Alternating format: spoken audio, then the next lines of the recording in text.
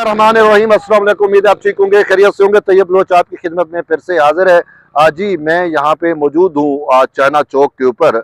बिल्कुल ये डी चौक से मुंसलिक है, लेकिन पीछे आप देख सकते हैं कि पूरी एक कंटेनर की वाल है और ये कंटेनर रख के इसको ब्लॉक कर दिया गया है ताकि जो जलसा जुलूस धरना या तहरीक इंसाफ के वर्कर कारकुन यहाँ तक ना पहुँच सके, क्योंकि उनका जो फाइनल डेस्टिनेशन है वो डी चौक है। और अगर मुझसे पूछे किसी मेरे दोस्त ने यूट्यूब चैनल पे एक कमेंट भी किया हुआ था कि तहरीक इंसाफ तो पैदावार ही डी चौक की है, यानी कि पीटीआई के वर्कर्स की जो जन्म भूमि है उनकी पैदाइश वो इसी डी चौक पे ही हुई थी। याद है आपको उसका जो है डी चौक पे एक बहुत बड़ा धरना हुआ था गैलबन 2014 में, और यहाँ पे जो है पता नहीं कितने 60 से भी शायद ज्यादा दिन 90 दिन यहाँ पे वो धरना दिए बैठे रहे और वो सारा कुछ है। तो यहीं से ही फिर आज जो है वो तहरीक इंसाफ का रास्ता ओपन हुआ, वो हुकूमत में गए और ये सारा कुछ हुआ। तो इसी वजह से ये कहना हक बजाने भूम है कि तहरीक इंसाफ की जो पैदाइश है, जो वो डी चौक है, जन्मभूमि उनका यही है। तो अब इसी वजह से वो दोबारा डी चौक का रुख करने की कोशिश है उनकी। डू और डाई की सी कैफियत सुना है वो लेके आ रहे हैं, लेकिन अभी तक आज शाम तक पहुंच जाना चाहिए था। लेकिन अभी तक वो कहते हैं कि शायद अटक भी जो है वो क्रॉस नहीं किया।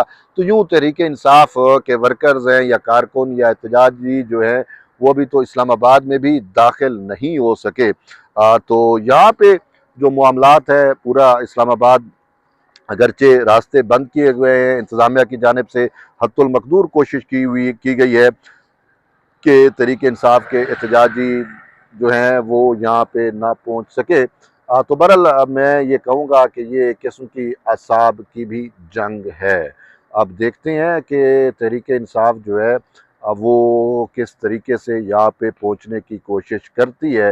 लेकिन इस टाइम एक नया ट्रेंड हमें ये देखने को मिल रहा है कि उनकी मरकज़ी क़यादत नहीं है, और ये डायरेक्ट बरह रास्त जो कॉल थी ये तहरीक इंसाफ के बानी चेयरमैन इमरान खान की कॉल थी, बुशरा बीबी के ज़रिए और पिंकी जो है अलीमा खान के ज़रिए उन्होंने ये कॉल दी है।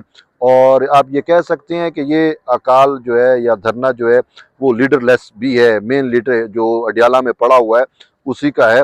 अब जो है अभी तक की सूरत हाल हमें यही नज़र आ रही है, जो मुझे नज़र आ रहा है कि शायद आज रात तक भी वो यहाँ पे ना पहुँच सके। कोशिश है बहरहाल इंतज़ामिया की जानिब से भी अपनी तरफ से कोशिश की जा रही है। अब बात ये जो मैं कल भी आपको बात बतलाई थी कि इंतज़ामिया की तो मजबूरी है कि डी चौक पे इनको किसी भी सूरत ना पहुँचने दिया जाए, क्यों चूँकि बिल्कुल डी चौक से परे जो रेड जोन है वहाँ पे जो है वो हम एक बहुत बड़ा इवेंट होस्ट कर रहे हैं। बड़े अरसे बाद बेलारूस के जो प्रेसिडेंट हैं अलेक्जेंडर लुकाशेंको वो पाकिस्तान में आ रहे हैं। तो उनका 80 रुकनी वफद भी होगा, वज़ीर आज़म से मुलाकातें हैं, सदर से भी मुलाकातें और बहुत सारे एफ़र्ट्स जो हैं जो पाकिस्तान और उनकी पार्टनरशिप की हैं, तो वो उन चीज़ों को जो है हतमी शक्ल जो है वो दी जानी है। तो बहरहाल हुकूमत जो है वो तो इस वजह से भी सिक्योरिटी उसने सख्त की हुई है, और उनकी ये कोशिश है कि तहरीक इंसाफ का जो मकसद है, जो मंशा है वो पूरी ना हो सके। और वैसे जो अभी तक की खबर आ भी रही है कि इस दफ़ा तहरीक इंसाफ का कारकुन निकला भी नहीं है, और मायूसी है हर सिमत, उनके कारकुनों में भी मायूसी है, लीडरशिप में भी मायूसी है। वो ये सोच भी नहीं सकते थे, उनको ये समझ भी नहीं थी कि तहरीक इंसाफ के कारकुन इतनी जल्द मायूस हो जाएंगे, और वो ये समझ रहे थे या वो चाह रहे थे कि बड़ी तादाद में जो है वो लोग इमरान खान की कॉल पे निकलेंगे। डू और डाई की जो है वो कॉल दी गई थी, लेकिन अभी तक हमें सच ऐसा कुछ भी जो है वो नज़र नहीं आ रहा। बिल्कुल रोड पे क्लियर है। और सबसे बड़ी बात यह है कि ठीक है, अगर खैबर पख्तूनख्वा के लोग अभी तक नहीं पहुँचे तो चे जाया के जो इस्लामाबाद की मकामी क़यादत है या मकामी लोग हैं उनको तो पहुंचना चाहिए था। यहाँ पे एहतजाज रिकॉर्ड तो कराते ना, लेकिन इस एहतजाज को रिकॉर्ड करने के लिए भी जो मकामी लोग हैं, जो मकामी क़यादत है, वो भी अभी तक जो है वो नहीं पहुंच सकी। सिर्फ यहाँ पे आपको पुलिस के ही दस्ते नज़र आएंगे, सिक्योरिटी होगी, तहरीक इंसाफ का किसी किस्म का कोई नामो निशान कोई नहीं है। मेरे ख्याल में अगर सच पूछें तो मुझे ये जो सच कहा जा रहा था कि ये जो काल है ना तहरीक इंसाफ की, फाइनल काल थी, डू और डाई की काल थी, तो लोग ये कह रहे थे कि ये मिस काल साबित होगी। और अभी जाए मौके पर पहुंच के, ये डी चौक पे पहुंच के, जैसे मैंने कहा डी चौक इनकी जन्मभूमि है, तो इनकी जन्मभूमि पे पहुंच के भी जो है मैं इस नतीजे पे पहुंच रहा हूँ कि वाकई ही वो जो जिन लोगों की प्रिडिक्शन थी वो बिल्कुल ठीक कह रहे थे कि ये जो काल होगी ये मिसकाल ही साबित होगी। लोग मुस्तरद कर चुके हैं तहरीक इंसाफ के फितने को, फसाद को, फशार को।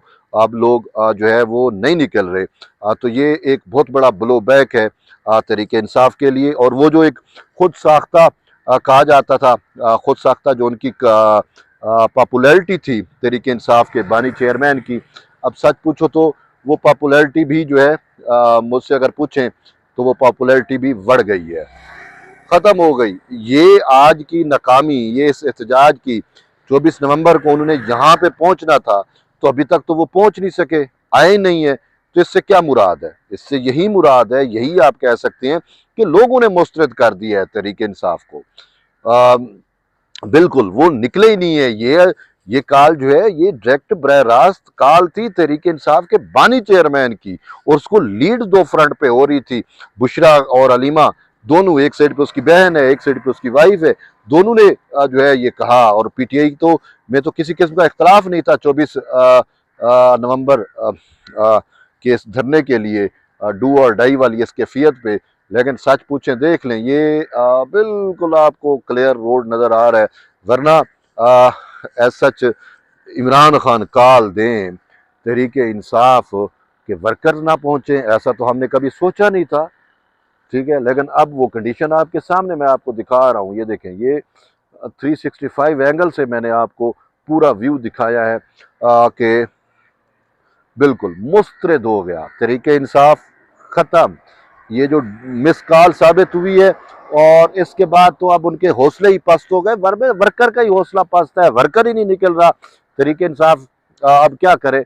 ये जी मेन जलसा जुलूस था ही इस वजह से कि अच्छा, खान को ऑफरें हुई हुकूमत की जानिब से कि यानी कि डील की भी कोशिश हुई कि आपको जो है हम डियाला से चलो खेपी के चले जाए, या आपको बनी गाला भेज देते हैं, या फलां कर देते हैं, फलां कर ये जमान पार्क चले जाए। लेकिन उन्होंने कहा कि नहीं, मुझे जो 24 नवंबर से पहले पहले आपने रिहा करना है, 24 नवंबर से पहले पहले रिहा करना है तो बात होगी, वरना कोई बात ही नहीं होगी। हुकूमत ने उसको बेहतरीन कोशिशें की, लेकिन उन्होंने मुस्तरद कर दी। ठीक है, वो समझ रहे थे कि एक समंदर निकलेगा आवाम का, और वो सब कुछ बहा के ले जाएगा, और मुझे अडियाला जेल से भी छुड़ा के ले जाएगा। उसकी ख्वाहिशात जो है वो अब अरमानों में बदल चुकी है। मैं यही कहूँगा, खान साहब अपनी हसरतों पे आप भी अब आंसू बहा के सो जाए। आपको, आपके फितने को, आपके फसाद को, आपके इंतशार को पाकिस्तान की आवाम ने मुकम्मल तौर पे मुस्तरद कर दिया है। अब बेहतर यही है कि अपनी हसरतों पे ही आंसू बहाएं, और अब वो जो आपकी पॉपुलैरिटी थी, जो चीज़ें थी, वो अब ख़त्म हो गई हैं। अब आवाम को आपकी असलियत भी पता चल गई है, वो आपके लिए अब नहीं निकल रही। सोशल मीडिया पे बैठ के शोर गुल करना वो एक अलग बात है। प्रैक्टिकली इन फील्ड अगर आप आएंगे तो आपको कोई भी नज़र नहीं आएगा। देखें, रास्ते बंद थे तो पिछली दफ़ा भी तो रास्ते बंद थे, पहुँचे ना कुछ तो उस टाइम भी पहुँचे थे। अब तो वो भी हमें नज़र नहीं आ रहा। तो बहरहाल देखते हैं कि ये सूरत हाल कैसे इमर्ज होगी। मैंने कहा आपको अब तक की डी चौक से बरह रास्त आपको आगाह करें। तो एट द एंड यही है कि जुड़े रहिए तैयब बलोच के साथ। फिर मिलते हैं एक नई वीडियो में। लेकिन नज़र हमने भी रखी हुई है कि पहुँचते हैं नहीं पहुँचते, क्या सूरत हाल इमर्ज होती है, क्या सूरत हाल डेवलप होगी। तो जो भी कैफियत बनेगी, जो भी सिचुएशन होगी, हम आपको जो है उस वक्त आगाह करेंगे। तब तक के लिए आप इजाज़त दें। मिलते एक नई वीडियो में, तब तक के लिए अल्लाह हाफ़िज़।